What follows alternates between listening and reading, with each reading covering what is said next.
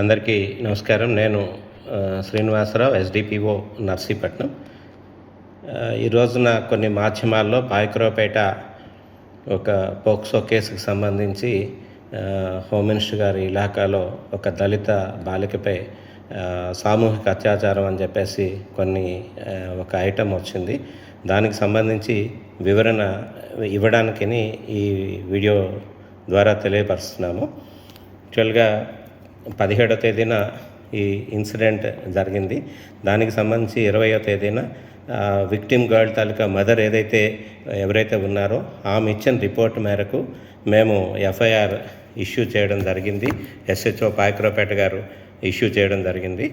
ఇది ఒక cell phone విషయమై ముద్దాయిలు ఎవరైతే రెస్పాండెంట్స్ ఉన్నారో వారు ఇరువురు కూడా ఒక ఓల్డ్ లేడీని గట్టు దాటించడానికని చెప్పి ఇస్తూ ఆ సెల్ ఫోను ఈ విక్టిమ్ గర్ల్కి ఇచ్చినట్టు, ఆ సెల్ ఫోన్ ఆమె రిటర్న్ చేయలేదన్న ఉద్దేశంతో వాళ్ళు ఈ అమ్మాయిని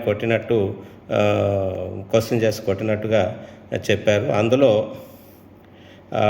వాళ్ళు ఇచ్చిన రిపోర్ట్ ప్రకారం section 74, 79, 351 class 2 red with class 3, class 5 BNS act కింద మరియు పోక్సో యాక్ట్ సెక్షన్ 7 and 8 కింద రిపోర్ట్ ఇవ్వడం జరిగింది. ఆ అమ్మాయి తల్లి ఇచ్చిన రిపోర్ట్ మేరకు మేము కేసుని పాయకరావుపేట ఎస్హెచ్ఓ గారు రిజిస్టర్ చేసి ఇన్వెస్టిగేషన్ స్టార్ట్ చేశారు. అందులో భాగంగా ఆల్రెడీ అమ్మాయి తాలూకా స్టేట్మెంట్ను హోమ్ మినిస్టర్ గారు రికార్డ్ చేయడం జరిగింది. అట్లాగే మ్యాజిస్ట్రేట్ గారి ముందు కూడా 164 సిఆర్పిసి స్టేట్మెంట్స్ రికార్డ్ చేయడానికి కూడా మెమో ఫైల్ చేయడం జరిగింది.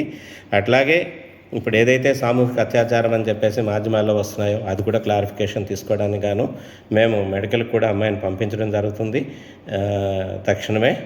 అట్లాంటి ఇష్యూ అయితే అది నిజం కాదని, ఇది తప్పుగా వస్తుందని, కేవలం సెక్షన్ 7 and 8 అంటే తీసుకొని వెళ్ళి ఆ అమ్మాయి చెంప మీద కొట్టడం, తర్వాత ప్రైవేట్ పార్ట్స్ టచ్ చేశారని చెప్పేసి ఆమె ఇచ్చిన విక్టిమ్ గర్ల్ తాలూకా మదర్ ఇచ్చిన రిపోర్ట్ మేరకు కేసు రిజిస్టర్ చేసి ఇన్వెస్టిగేషన్ జరుగుతుంది.